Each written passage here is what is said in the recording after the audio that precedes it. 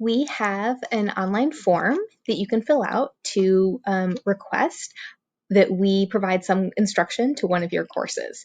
So you can get to that by going to the library homepage, services, and then under faculty and staff, you'll select library instructional support request.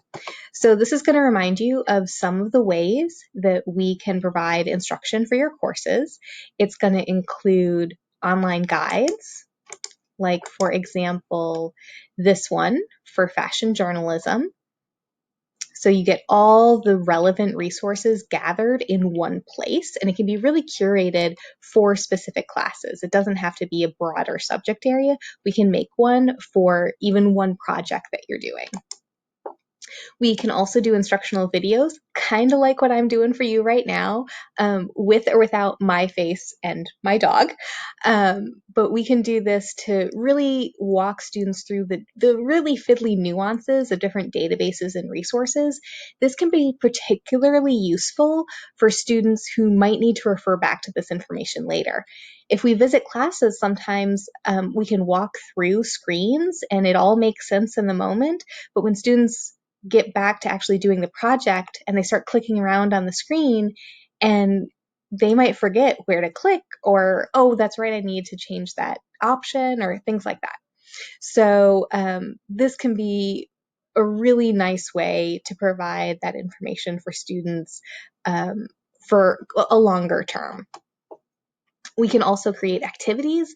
Those can be virtual activities. They can be synchronous or asynchronous. We can also attend your synchronous Zoom sessions, and that's really good if you want to do some kind of back and forth with students and librarians.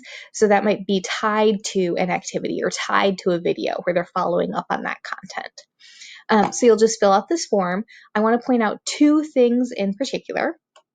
One is that when you're thinking about making an instructional support request, make sure that it's tied to some specific coursework. So it might be an assignment, a project, a paper, something like that. That's going to be best for you. It's going to be best for us, and it's going to be best for the students if whatever they're learning about library resources and services really connects to something they're doing in your class.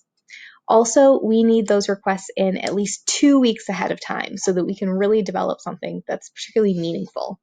It's good basic information here that we'll just collect, and probably within about 24 hours of submitting that, you'll hear likely from me to work out more details, and we'll get you set up with the right instruction about the library resources and services for your class.